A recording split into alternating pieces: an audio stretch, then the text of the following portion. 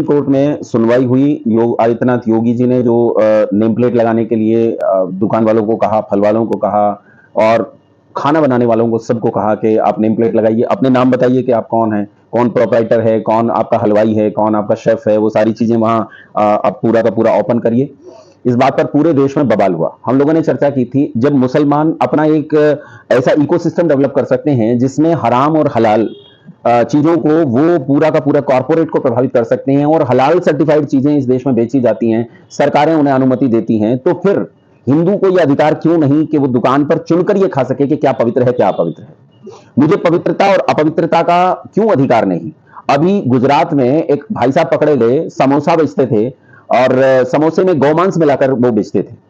बाकायदा छापा पड़ा, छापे में पकड़े गए, गिरफ्तार हुए, उनकी दुकान सील हुई, सारे काम हुए। मुझे क्यों यह अधिकार नहीं है कि मैं चुनकर खा सकूं कि क्या खा सकता हूं, क्या नहीं खा सकता। आज 22 तारीख है, आज दोपहर में सुप्रीम कोर्ट का फैसला आया। उन्होंने योगी आदित्यनाथ के नेम प्लेट लगाने वाले इस जो उन्होंने चलाया था, इसे बंद कर दिया।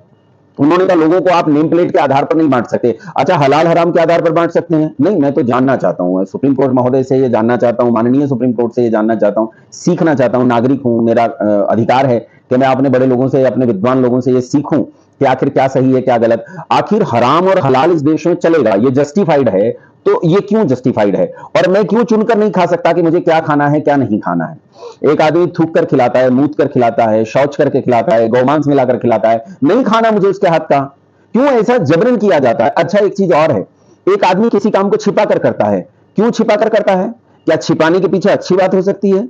अगर मैं मेरा नाम योगेश ना लिख के और मैं मेरा नाम कुछ मोहम्मद करके लिखूं और उसके बाद मैं सुअर का मांस बेचूं और दुनिया खाए, क्या ये अच्छा है? क्या ये खुलना नहीं चाहिए कि यह आदमी गाय का मांस बेचता है कि सुअर का मांस बेचता है? अगर ये चीजें जो मेरे लिए खाद्य नहीं है, जो मैं नहीं खाना चाहता, क्यों मैं मेरी प्लेट पर भी अधिकार नहीं रख सकता कि मेरी प्लेट में क्या होना चाहिए? कल तक ये अधिकार मुझे नहीं था।